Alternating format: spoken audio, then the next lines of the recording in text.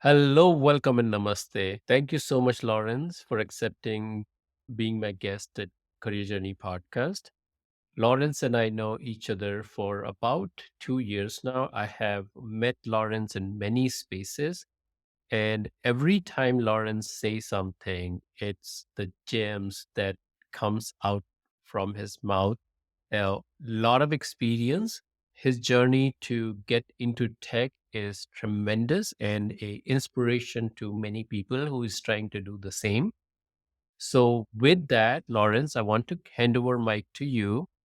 Please tell what you do and how is your typical day and week look like? Sure. Thanks for having me on, Bernard. Thank you for the invite. That introduction, I'm overwhelmed. I'm like, who is that guy? He sounds so nice. I want to meet him. But yeah, thank you for that. And as you mentioned, we have interacted on Twitter Spaces for a couple of years now, and I definitely value all the wisdom you give. You give what I like to call a measured wisdom. So I think there's many opportunities you could say more, but it would not be the appropriate answer for the question. And you give what is appropriate. I always love that from you. So as to me, I am a developer advocate at Vaadin. Vaadin is a Finnish company with an online presence in the US as well. We are a Java shop, as I like to call it. We build amazing solutions for Java-based web developers and web teams, two frameworks, a set of web components, and just pulling it all together. So that's been a lot of fun. I've been there since August of last year, slowly coming up to my 1 year anniversary as a DevRel, as we call it, or a Dev Avocado, DevRel developer advocate. And that's really exciting. You asked about typical day and week, I think. I can go on into that as well. There is definitely, without question, no typical day or week. So one thing you'll find, and I learned this when I was first investigating the role of developer advocacy, is every company handles it different. It is a role that is not really standardized. It's not like you can go to college and major in DevRel, right? You might major in computer science and become a developer or some sort of computer scientist, but there's no major for developer advocacy because it's really cross discipline. And what we're finding now is many companies, as they find their way into, do we need developer advocates? If so, why? And what function do we want them to serve? Each company handles it a different way. Even in my path to becoming a DevRel with Vaadin, Vadin, have to plug that, part of my job. I learned that in some companies, for instance, they'll have developer advocates who are very narrowly task focused. So you might have these two people who only do the conference talks, and these two or three who only do the technical writing. And this one is all social media. Then you have others where it's more of a blend. So where I work, it's more of a blend. And my activities may include conference talks, meetup talks, short form video, long form video, social media. That will be our company Twitter, our company LinkedIn, our company. I don't do anything on the Instagram and Facebook. I denied that. I'm like, no, I'm not going on Facebook. But the company Twitter, the company Instagram, company LinkedIn, as well as our company LinkedIn private groups. We have a private group that's more of like a forum. So interacting on all those places, as well as our discourse. So we had a Discord that is now a discourse. And one of the things that developer advocates do in my job is engage in the conversations because that's really what the role is about. It's about advocating. I like to say like two sides of the same coin. So you advocate obviously for your company to developers in the field, right? There's no secret about that. We want you to know who we are, where we work, and why our products and services are the best things since sliced bread. But very important in one way that separates us from plain marketing or sales is we are very interested. We are deeply invested in how are people actually receiving our solution? Are our solutions actually solving problems in the field well and very well? Best of class, because if they're not, we're the ones, DevRels, who get that feedback. And that feedback might be in a comment on Twitter. I cringed a little bit just before I got this job. Someone was just railing on something about PayPal. And I had two or three friends who worked at PayPal in developer advocacy. I'm like, oh gosh, is that what it's like? But at the same time, and we'll get into this later, I'm sure, having the customer facing background that I have in the restaurant industry, I'm used to complaints. I'm used to when things go well, how to manage state things like that. And so, yes, we receive that feedback via comments on Twitter or LinkedIn, in our discourse, which is a forum, in conferences, meetups, things like that. And we then take that back to product engineering. So we represent the company to the world of developers, and we truly represent the world of developers back to the company, which means having that trust factor is super, super important. They, you and anybody else who watches this knows that developers don't like to be sold to, period. Even when they have to buy something they don't want to be sold to, but they will listen to a recommendation from a trusted friend. And so, as best as I can, and this goes back to everything I always said on Twitter Spaces about just being a decent person, I try to become a trusted friend, a person that when he speaks, just like you mentioned earlier, is fairly reliable. He probably knows what he's talking about, even if it's an area that I haven't touched before. So that when I make a recommendation, I'm not immediately shut off because, oh, it sounds like you're selling me something. That being said, to your actual question, my typical day, say for instance, today was my context switch day. I said I'm going to do all social and video type content prior to lunch. Then I'm going to do this podcast at lunch. Then the remainder of the day, I'll work on a conference talk. So there's a big Java conference, humongous Java conference that I'm so blessed and happy to be speaking at. It's called Dev Nexus. It's in Atlanta, Georgia in exactly 2 weeks, just under 2 weeks. Huge conference. Still just amazed and thankful that I was able to have my CFP accepted. And I can talk a little bit about that more too. Hope you're making notes. But anyway, I'm speaking there. This is huge. This is big. This could literally make or break careers. And my CFP was accepted. And so I have a project that I'll use to demo my code. I also have my slides, but there's just a little tweaking. I'm devoting all the afternoon to just focused work, just doing that. See what else I need to do on the project, making sure all, because I'm going to have my last slide in my presentation is going to be a barcode, but not to any of my socials or anything. I mean, literally a barcode to my GitHub because I am highly invested in getting the developers who are there to think what I'm showing is cool and they want to try it. And I want them to scan that and go right to my GitHub, be able to fork it, clone it down, spin it up, and then start playing with it and breaking stuff like that. So have some tweaks to make. This won't be a practice day, probably Monday and honestly, Sunday afternoon, if I'm gonna be honest, practice days because I want to review this again with my boss on Tuesday. But this afternoon is strictly focused work on slides in the project.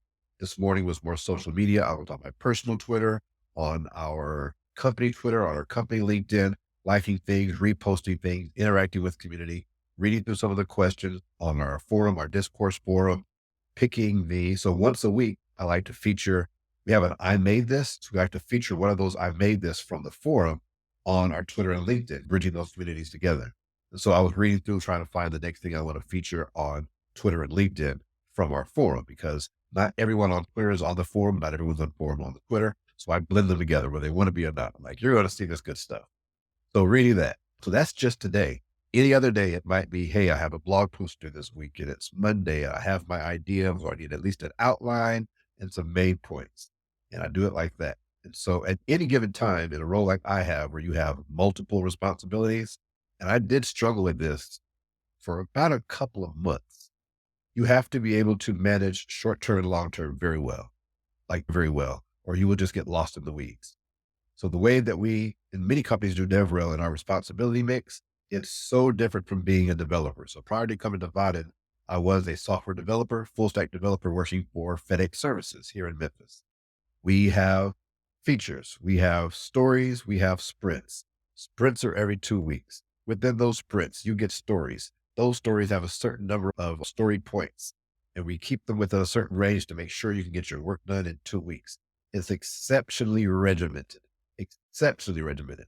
And being a place like FedEx, which is a little older and technically not a tech company, it's actually a logistics firm with a lot of tech involved. It is almost like government. Everything is 1, 2, 3, A, B, C. And it's easy to place yourself in a nice, steady regimen because it's handed to you. And I did that for 4 years. Then I come into DevRel where all of that structure, at least the majority of it, just goes away. And there's just a cloud of responsibility. This is due in 2 days. That's due in a week. This talk is in a month. I could start it now, or I could start it like it's just this amorphous cloud. And I struggled with that until I started using my whiteboard, which I can't show you right now, but I promise you I have a whiteboard on here. And it's so simple because I've tried Notion and all the digital. None of that works for me, for my brain. On this whiteboard, I have one column that says today. It is absolutely what I have to do today. The absolutes. Next column says this week. It is everything that must happen this week. Next one says long term. These are things that don't fall within today or the week. They are coming up. If I have time, I can squeeze them in.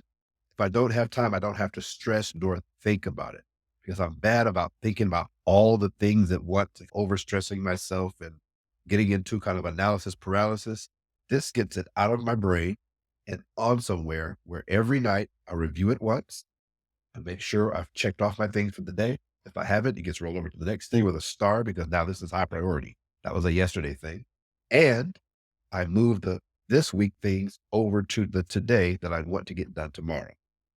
That's my entire system. It works like a charm, and it is so simple. It is so reliable. Don't have to log in. I'm not using devices. It's easily visible. Can't miss it. And that helps me to manage my average day, which may involve any number of activities. Hope that kind of answers the question. That was about 20 minutes of answers. Yes, analog.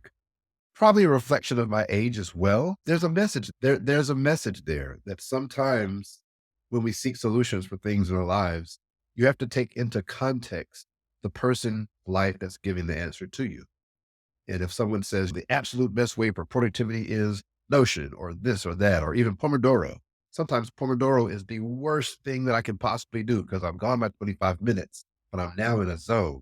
The worst thing I can possibly do is break it up and then have to get back into the zone. Like I need to just keep going. If I'm in the zone, don't bother me. So sometimes Pomodoro is the worst solution. So you have to take advice, solutions about career, about life, about family.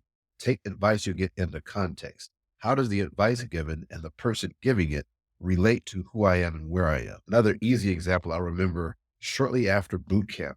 This was shortly before my coding boot camp. I went to a boot camp called Launch Code. Shortly before that, I remember how much advice I heard about how to master data structure algorithm type interviews. Over and over again, I just came hearing lead code, lead. That's all I heard. And cracking the coding interview book. And it took me almost 6 months, Bernard, to realize that's an effective strategy for people who have already taken a course in college in data structures and algorithms, or one or two courses. They have the requisite knowledge already. And then lead code just becomes the repetition, the practice, is getting the reps in. But if you haven't had the course and your boot camp didn't go deep dive into tries or trees or any of that, right? You have no idea, knapsack, you have no idea what any of these things are. And then you immediately go and you try an easy and you're blown away and you think you don't know how to code and I should just give up. No, you're missing the requisite knowledge, which means the advice you're given wasn't bad advice. It just didn't match you where you are. So that's the first step in receiving advice from anyone, even me. Analyze the advice coming in and then go from there. I've answered like 3 questions you didn't ask. I'm going to just stop talking. I'm just enjoying talking to you. You have a pleasant face. You're nodding and agreeing with me. It's hard to stop, but I'm going to stop there. Breath. This was awesome. This was awesome. I know you're saying you took a long time, but you covered so much information. I want to acknowledge I also have a whiteboard here. It And works. some of the big thing that I want to achieve by Mhm. Q1, some of them Yep. are achieved, some of them are not. Way I manage thing is each quarter I set some goals where I intentionally decide that out of 100 things that I want to do, I will Mm. focus on these two things or three That's it. things. And That's it. under those, I define exact outcome, exact action and outcome that I'm anticipating. And Nice. then that allow me to avoid 10 other things that I want to do because I am somebody who go after shiny objects. Mm. And I've been using this system for almost 2.5 years now. And that's my mechanism to hold myself accountable, stick to few things, Yep. and not start new project every once in a while. So I do that. And then you were saying you have today, this week, and long term. Mhm. And in my case, long term is the quarterly goals, right? Right. And I can actually see how it is working for you and how the whole system is working because in my case, today, this week, and quarterly goal is what I also go for. Nice. Um, I know I liked you for a reason. See? uh, so another thing that you covered for us is the DevRel role. Mm. I have observed, and even in my friend circle, there is so much confusion about what this role is. Mhm. And especially developers, I've seen either confusion or humor or some not so much appreciation Yeah. because they don't understand. And what you just shared is almost like a master class of exactly what DevRel is, covering from a conference call, video, social media, chat, and lastly, you said you are an advocate for company, an advocate for developer, and how it is different from a typical marketing role. So, Yeah. I thank say you. all the time, and I think I said this on a recent Twitter space, it's literally one of the strangest roles within the world of tech. And anyone who thinks they want to do this, you're weird. You're officially weird. I'm telling you now.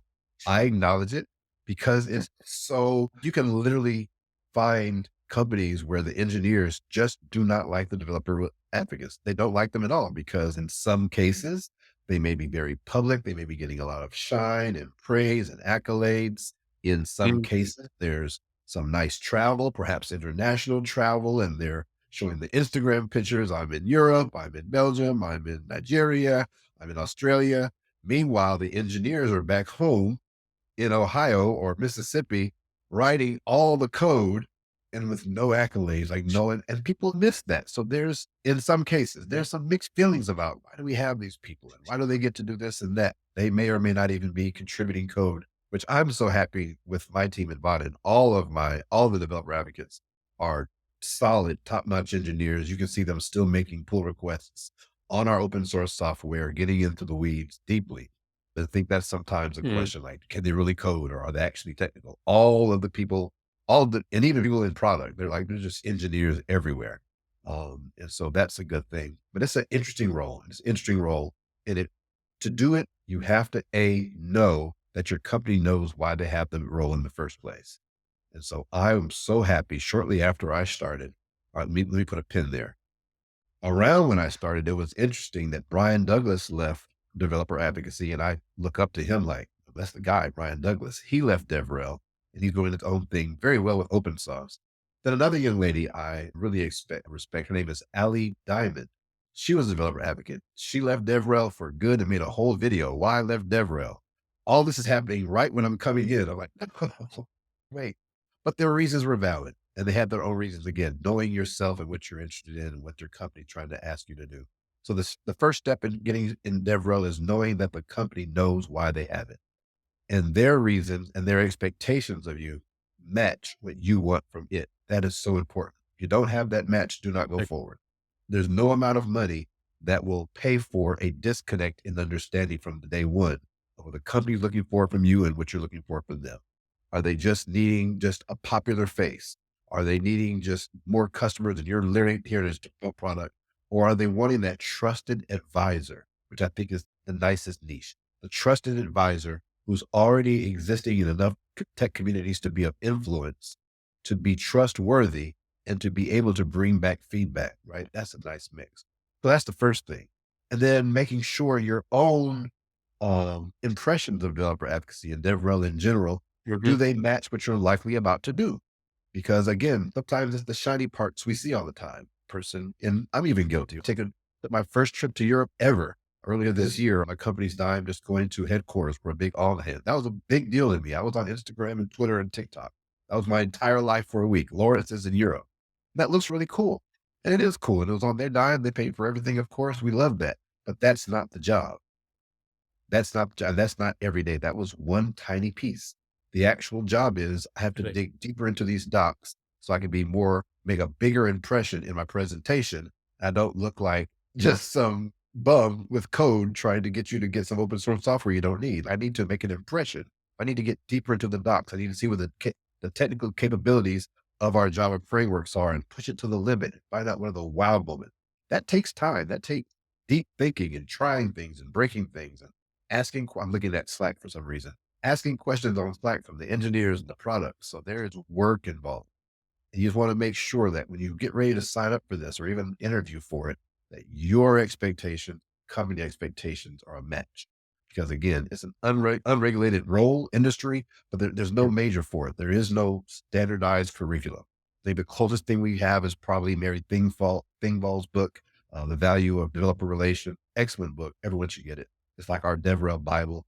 But even that, not every company's follow. That's just her individual book. Not every company follows that thought process. Really important. Those initial interviews, behavioral interviews, when they're asking you to tell you about themselves, you should probably get them to tell them about themselves as well and see, does it match the marketing materials and the website, the things that you've looked up. I guess 10 years ago, there was a role, I'm sure it is still exists. It was called solution architect, a Mhm. solution engineer. And those are the people who would go with marketing people when they are in the final stage of contract negotiation or sell, where the solution engineer will go and talk more about the product. They know in and out about the software or the application or solution, while the marketing people have a very high level knowledge. So they typically go together in the final stage of selling, where customer can get more insight and maybe a prototype with them. So that role exists. I don't know how much overlap is there between dev roles and the Yeah. solution engineer role. Yeah. I think if you took solutions engineer, marketer, a little bit of sales, a little bit of engineer, Yeah. and tech educator, that's a big one, and just Tech edu- smushed it all into one, that would be the closest thing to what most companies are asking for from DevRel. I have to be really careful when I say that. Most companies, not all. Yeah, Every yeah. company does it differently. But where I work and a couple places I've interviewed, that would be the closest thing because you are there to be the more technical person, like even in the booths. Like the last conference I went to, Connect Tech in Atlanta in October, we had marketing sales folk, then we had me. And so they were bringing the business aspect out of it. I was getting to the deep details and I would go into the demo and open up IntelliJ and talk through the code. So I was very much in the solutions engineer type hat or role. But at the Uh-huh. same time, I also did the conference talk, right? Full conference talk on AI and LangChain 4J and using Vaadin to combine all that together, which you might not find from a solutions engineer. You might find more from a tech evangelist or a tech educator. So it's literally 3 or 4 roles all smushed into one. I like to do different things. So I actually like that. The context switching can be challenging, but the variety, I love that. I absolutely love that. So that's back to your first question. There's no typical day or typical week. There's always what's the next thing? What's the next thing? Within this big picture of, I know I have these conference talks. I know I have these meetup talks. I know I have these blogs. I know I have these videos. And even I know I have these collaborations. So that's one thing we're doing this year. We have a set number of collabs that we're all expected to do, where I need to find an engineer or a DevRel at a completely different company. And hey, let's jump on a live stream together. Let's build some stuff together. You'll take my product and I'll take your product. We'll see what we can come up with together. So that's exciting. That's something I would never do as a developer. So it's really neat to do that, particularly when I emphasize networking so much. Hey, talk to people, connect with people. Here's an opportunity to take that networking and make something out of it that benefits not only me, also my job. So me enhancing my brand helps my job's brand. And those, they just work together. Yeah. And all these skills will make you a perfect, popular YouTuber at some point. You're gaining all the Yeah, skills anyway. we'll When you're see. doing that and you're getting paid YouTube is for work. it. YouTube is hard work. You took Video editing is work. Oh my gosh. This is a sidebar. I bow to anyone who's doing a lot of YouTube and does all of their own editing. That is work, particularly when you don't have just a consistent flow. Oh, that is a major work. Second, Yeah. sorry. So I'm going to bring back ourselves to this one last question on DevRel. Sure. When you talk about a developer and their growth path, like career path, there is a kind of not fixed, but there's so much that a developer can do when it comes to their growth. So they could go from junior to senior, then they could become team leader, they could become architect, they could Yeah. become a development manager, they could also become product manager. There's variety of option for a developer or their developer career. What about DevRel? Do we have that kind of career path for DevRel, or is it still growing, Yeah. evolving? So that's great question. I have not seen a consistent career path to say, yes, there's definitely this thing. What I have Hmm. seen is that great developer advocates who have great engineering experience in their background can literally do anything as well. So if I come up, let's say you've done 4 to 5 years in engineering, you've been pushing product across the wall, you've been building, right? You're in the Hmm. trenches. you go into developer advocacy for some number of years, you now have the combination of deep fingers into the market, which many developers don't have, right? A really good pulse on what's working, what's not working, what are people looking for, the trend that companies are going for. You have access to information that most developers either A, aren't really interested in because they just want to get done with their stories for the sprint or for the PI, or they don't have time to really pay attention to because it's just not part of their job. It's not part of what's going to make them great. As a developer advocate, you have to know these things because, again, you're bringing information back to the company to make the products better. When you combine that level of business acumen, right? Real life business acumen, being out there with your existing engineering knowledge, literally there's no limit of what you can do in a tech focused company, right? If you wanted to go into management, that makes sense. If you want to go into product, that makes sense. That was the pin that I left earlier. Shortly after I started, a young man named Jonas, I forget his last name. I'm so sorry, Jonas. But anyway, he was one of our founders. He actually came back to the company and headed up product. And one of the first things that he did was says DevRel shouldn't be under marketing. DevRel should be in product. And so he rolled our Oh, entire department under product. So we are closely aligned. We do offsites. Even when we did our on-site, I mentioned back in January, we had our meetings. We were all together, all the product folks, all the DevRel folks, that combination. And so you could go on to lead. I say that to say you could go on to lead product. It would totally make sense. I don't see that there is a limit. CTO, I don't see that there is a limit. Or even like Ryan Douglas, run your own firm. thank you. Thank you. All right. So let's keep going. You work on FedEx for 4 years as a full stack developer, and then you change to this role. So I want to touch, what was the emotion? How did that happen? What was you thinking? And what make you decide this? Great question, because easily two or so years into FedEx, maybe even 3, I just knew I was going to be an IC for the remainder of my career. I was enjoying it. It was something that I could learn and grow. I like being in the large firm. I like pace. I could see myself being, I was at mid-level, probably just shy of being a senior developer, being an architect, or even just a team lead within our team and just writing it out into retirement. That was what was my mindset was. Again, I've only been Mm. in tech at point 3 years. FedEx was 4 years. I had one job at a retail firm for a year as a web Right. developer prior to that. So not a lot of time in tech. And I'm thinking, yes, I see I can do this for life. This is great. And then I found out at the time I'm doing a lot of helping of other people. And I'm doing it through social media. I'm doing it through making content on TikTok and other places. I actually started on Instagram of all places, then moved to TikTok, making tons of tech content, usually career focused, sometimes technical focused. Had a small YouTube channel, didn't really do much with that because again, doing YouTube well for me was a lot of work. And my stuff is just, it's just really raw and scrappy. So that didn't work out so well. But I was doing a lot of content. I was doing a lot of developer involvement and I loved meetup and conferences. So I ran a tech organization that I still advise called Code Connector. We have, I don't know, maybe 1,000 or so members on our Slack, people we help in their tech transitions.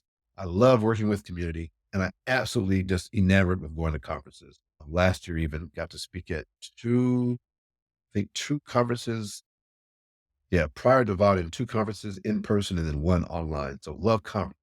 But I love doing these activities. And I came to find out because I'm a big fan of Chris Sean that there is a role where you do these things and get paid for it. I'm like, whoa, nobody told me, which is totally my fault because one of my big mentors here in the local Memphis area, James Quick, his first role out of college, he went to Vanderbilt back in the day, was working with Microsoft as a tech evangelist, which was that incarnation in a way of what we Mm. call developer advocacy or developer relations or DevRel today. And I've known him forever, but I just never made the association. These things that I'm doing from 5 to 9, I can do them from 9 to 5 and get paid for it. And so I went for one role, didn't really know what I was doing, didn't really ask for much advisement. That's totally on me. It didn't work out. Went for a second role. What happened there? They closed the role. It was just, no, I take that back. The first role was just closed. The second one I got beat out for. Third one was with Vaadin, and I was super focused. All of the advice that I give other people, I took myself in terms of researching company, researching the team. I knew all the questions to ask. I knew what they were working on, what the next steps were. It was almost as if I worked there before I worked there. I had a nice litany of experiences to show, hey, here are the conference talks that I've given. Here are some blogs that I've written. Here are some videos that I've done. Here's the things that show I'm somewhat in that space already. I just don't have the title. And that's what I always suggest to people is one of the easiest ways to get hired for something is to show you're already doing those things Right. currently. But I found out that there was a way to get paid to doing the things that I enjoy already. And so I was all in. Completely changed my trajectory because I said I was going to be an IC, an individual contributor for life, but finding this new information out. When you learn better, you do better. So you act on the new information. I'm going to ask you a slightly personal question. You was working at FedEx, Yep. and FedEx is an amazing company. I have many friends in Florida, Orlando, who are Yes. working in FedEx. So I know how good is that company. And it's a company that you could have retired for. You went to another company which closed off, and I'm guessing you lost the job. What was the emotion at that time? You left a solid company and then now you don't have a job. Oh, actually, it's in reverse. So my very first job, and so this was coming from restaurant industry into tech. My very first job was at a place called Fred's Dollar Store. I actually tweeted about this some weeks ago. And I worked that for about 9 months and they went bankrupt. They went Oh, absolutely bankrupt. And my emotions were complete panic. That was not something I saw coming. Things looked shaky for a while, but they looked shaky for so long that you're almost numb to it. It wasn't like yeah. things all of a sudden took a bad turn. Like for easily 6 of the 9 months, things always looked a little shaky, a little weird. And so you just be kind of internalize that like that's part of the culture.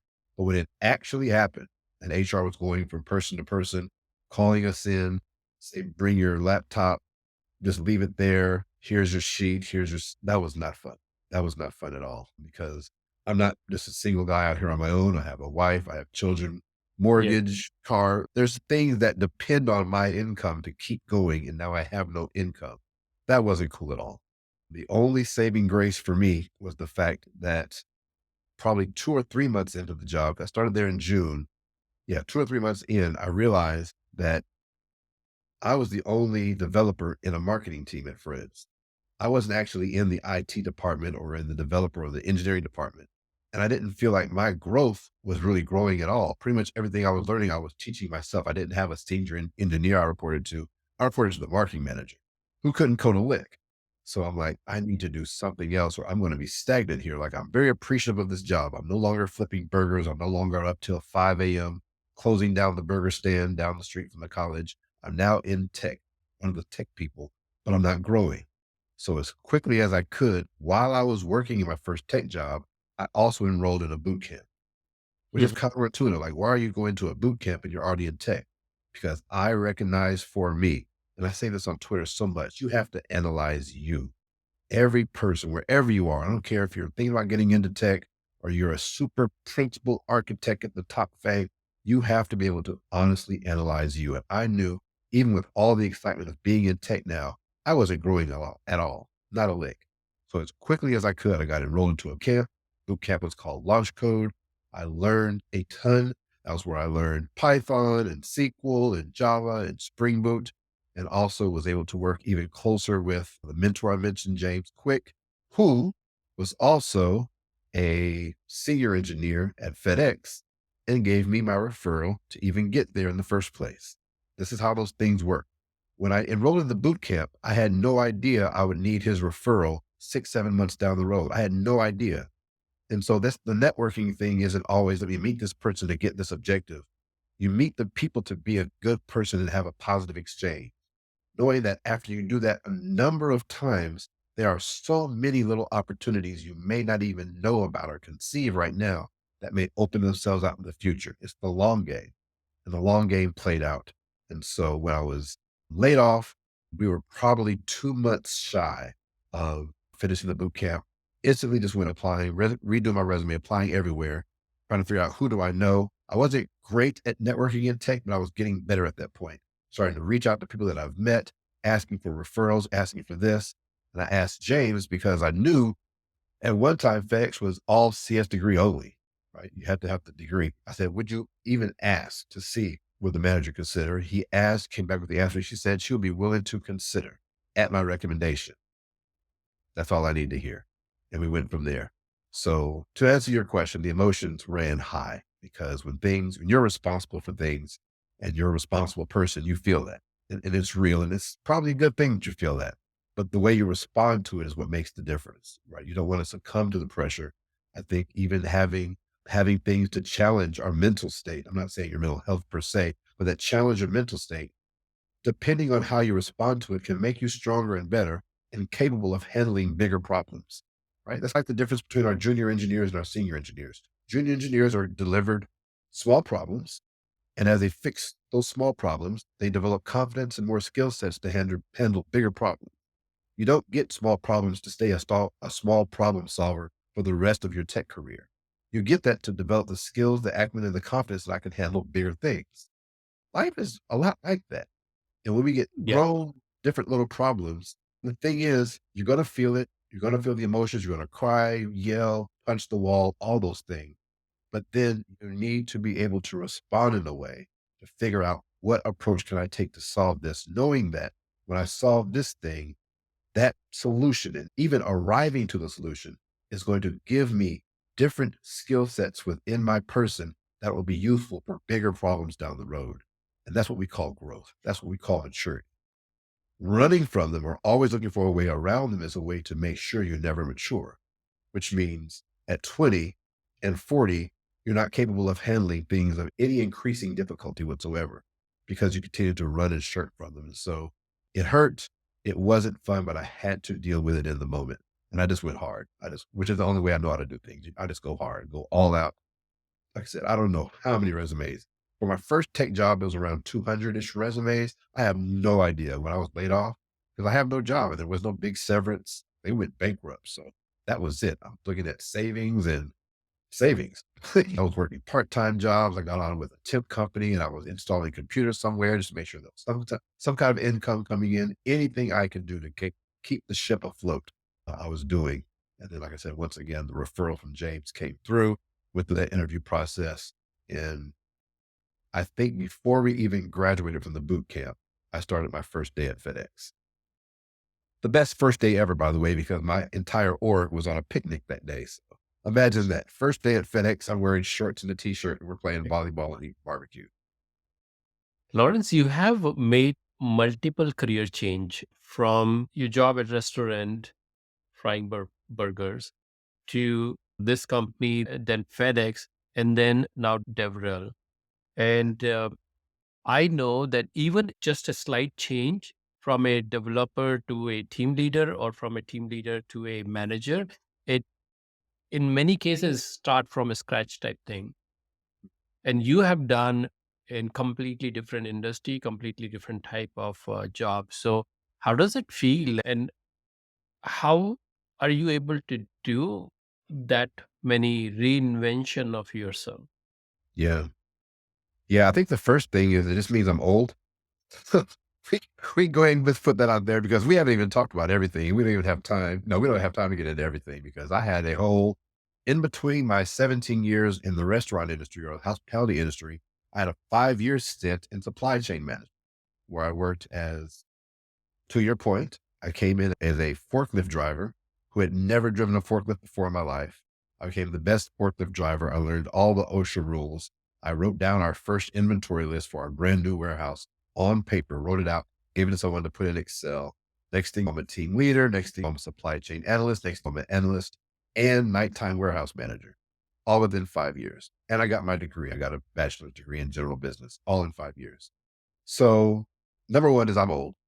But probably the bigger point is I just have certain basic philosophies that I carry with me throughout all of life. Very basic philosophies. These are just unchanging fundamentals that I live on as sure as this chair can support my weight or as sure as the earth is spinning. I have these core principles. One comes from my faith, and I'll share that I am a Christian. I understand that's not everyone's cup of tea, but I have to share that because it's part of my story.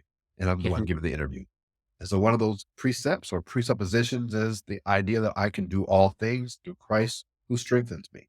So I believe I have a faith that if I'm doing the things I should be doing, there is a higher power that will help me do it. If I'm doing the things I should not be doing, there's probably a lower power that will help me do that as well. Right. Probably. And so I try to do the right things for myself, for my family, for my community as often as possible.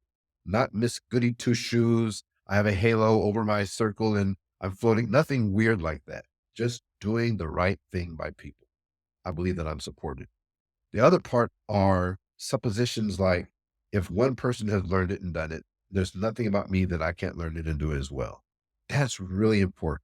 Some people might call that growth mindset. I've never really related to that phrase. I just believe if it's been done, there's nothing about me that can't do it as well. Nothing. I don't care if it's being a developer, supply chain, restaurant, president of the United States. If a person, a regular human being has done it, there's nothing about me that can't do it as well. I need to figure out what steps they took because success leaves clues.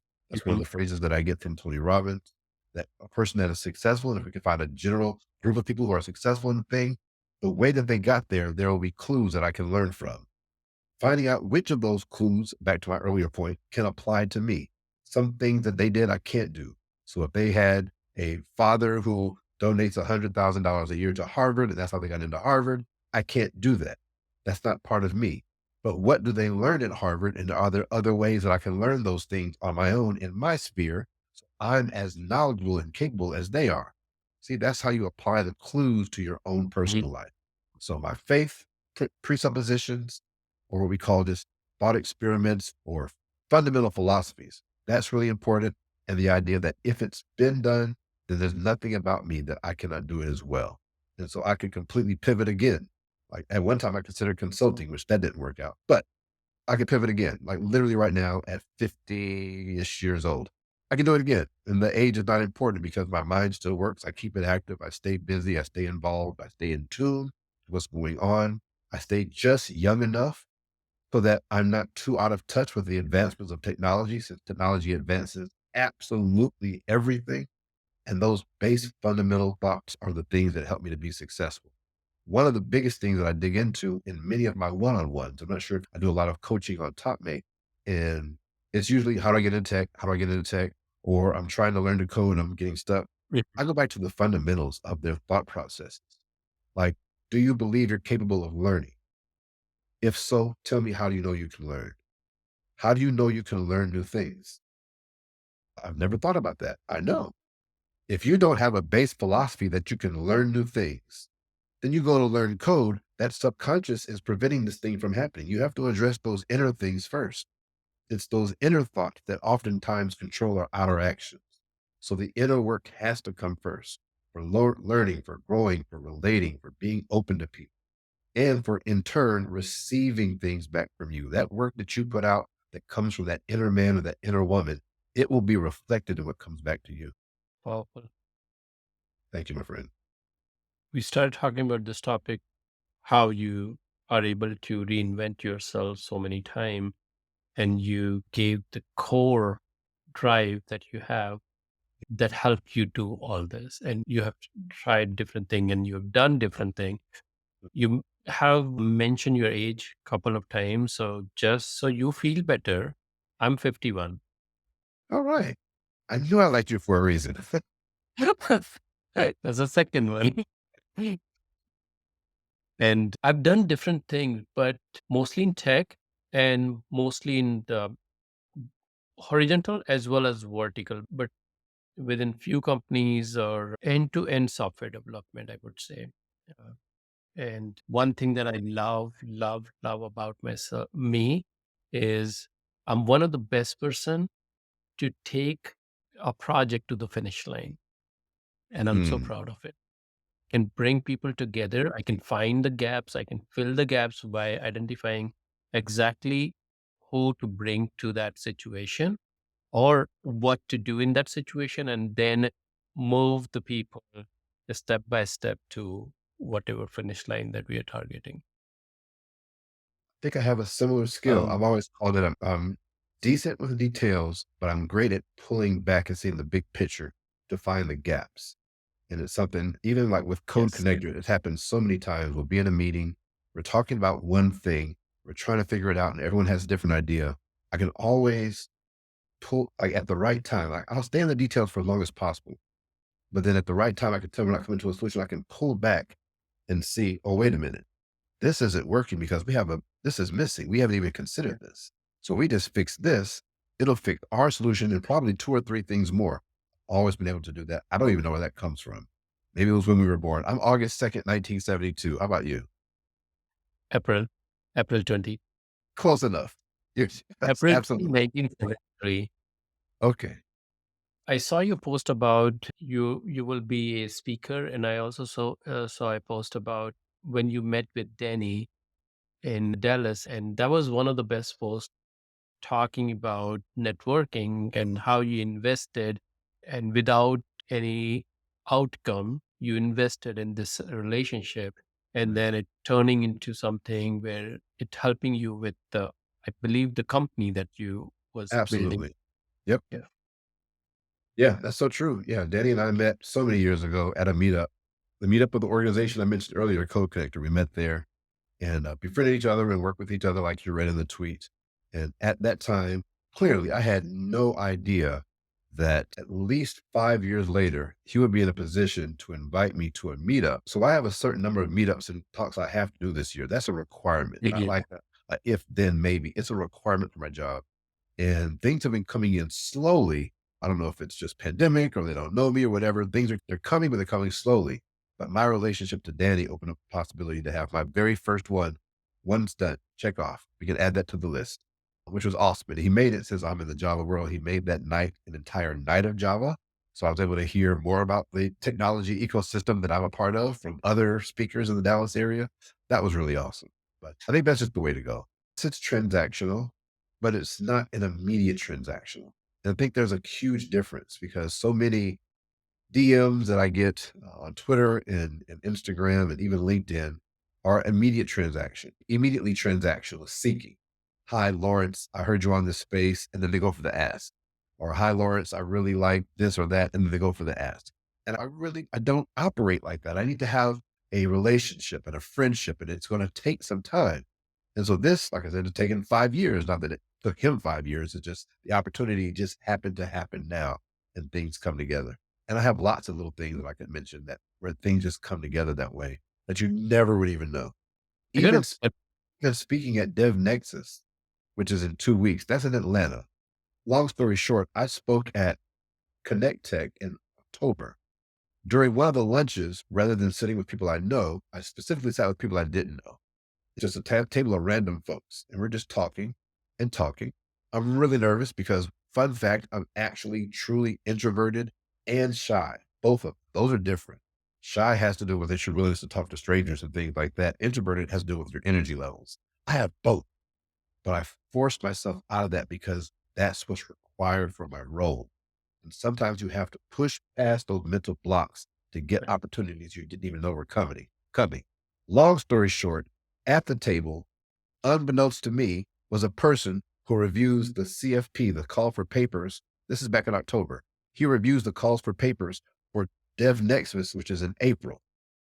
I was able to talk to him, get a nice, friendly, jokey relationship, name drop myself a couple of times, name drop my talk a couple of times, have him say, wait a minute, I don't remember seeing that one. And I didn't ask, please accept me. I just put the fact out there that I applied. Here's my name title. Then we just kept talking and it's joking and right. talking, being warm. I have to believe that had some impact on a brand new developer advocate who most For people in sure. Java world do not know from Adam or Eve to get selected for the largest Java conference in the world. It had to be connected. And I may or may not even ask him, but I'll just continue to be the decent person that I try to be, interact with him on Instagram, Twitter, wherever it might be found. Hopefully I can go to the Atlanta Java user group meetup sometime. But that's how most things work. You put yourself out there enough, you open up doors that you didn't And even know were existing. yep. And again, the third thing common in between you and I is I'm also introvert and shy, super shy. Oh, no way. But you're I everywhere. I No hope that way. I have that ability to keep talking. And you, in the beginning of this discussion, you said I'm very concise. Yes, because after speaking for certain seconds and minutes, I Hmm. lose the energy and I go back to my shell. Gotcha. Gotcha. But it works well because people don't get a lot of fluff. They get the nugget they need and no Mm, fluff. So I like that. so I like concise communication. We had a lot of discussion around so many other topics, especially around DevRel, your journey. And obviously, with so long, like you said, we both are very old. So if we try to cover everything in 1 hour, that's not a possibility. But I think we touch many emotions, many of the key pieces. I will ask one last question around these topic. If you have to highlight one or two things from your long journey that was either the defining moment or something that other people can learn from, what would be that? One thing, my one thing would have to be gratitude. And in my specific case, it is my gratitude for the way that I was raised by my parents, Lawrence Lockhart Sr. and my mom, Emma Lockhart. They did an amazing job. And it's just interesting that even after I left high school and went off to college and completely bombed out, we haven't gotten to that story. We don't have time for that story, but I completely bombed out horribly. The way that they raised me, it was like there was a base to always go back to, regardless of how far I strayed from the path and the road. There was always this loving base to go back to. And that, amongst everything else, was the foundation to give me what it needs to be able to succeed after failing in this and failing in that and having a car repossession and losing a job and all those different things. We're gonna have to do another show. We'll just do it the failures show. Because people think we get on these podcasts and things and everything has not been rosy for me. Probably had more failures than successes. We just don't talk about them as much. But having, to your question, having that loving base, my gratitude for that, even to today, is paramount and is the foundation of all success. And when I hear people who do not have that kind of thing, my heart goes out to them, trying to see, not be a parent, but can I just be a friend and provide some of those kind of social type resources that you need that you may have missed from not having parents always were there, always were loving, always were caring, always were giving, even to this day. Oh, I will never be able to express enough gratitude for that. They also Lawrence. are the example of where I've got the whole idea that it's never too late.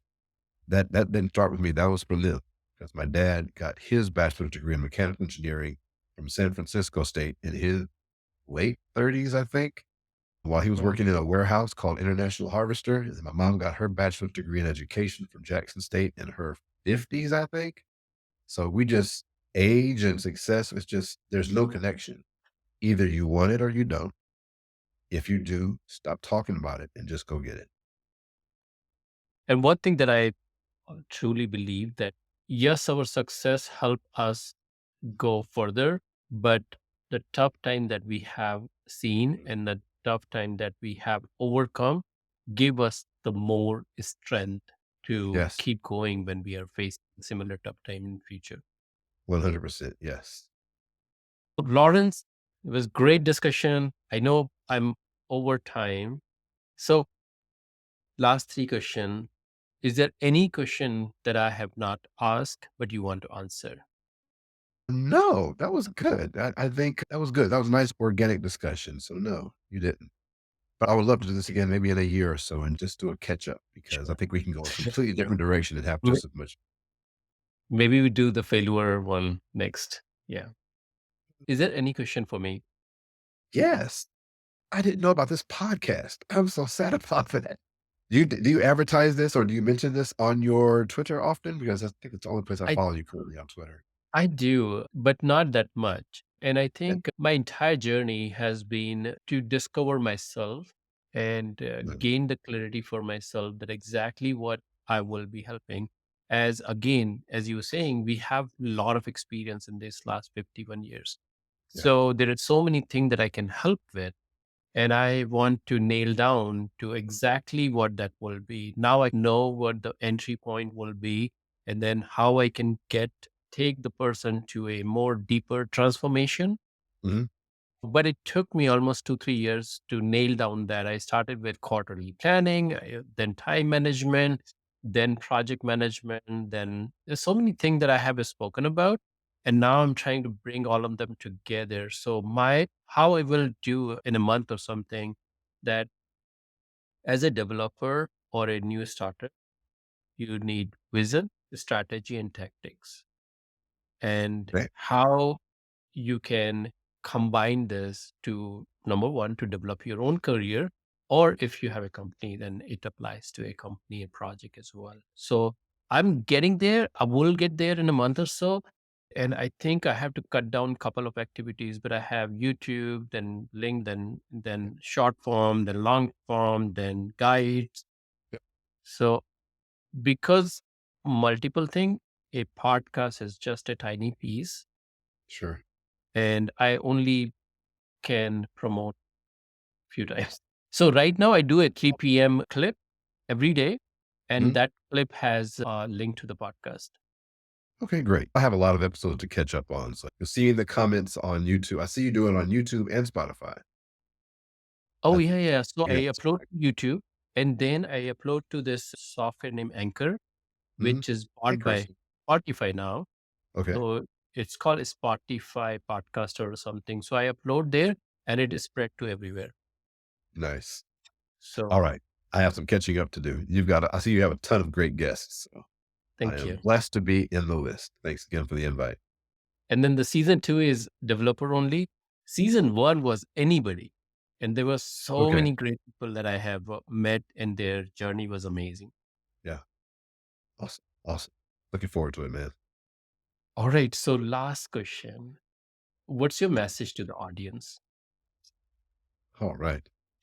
Ah, what is my message to the audience today? What have we talked about? We've talked about so much. Whatever you want, if it is of good, go for it. Just be mindful not to hurt people on your way there. That's it. That's the tweet. All right. Thank you so much, Lawrence, Thank you for for the invite.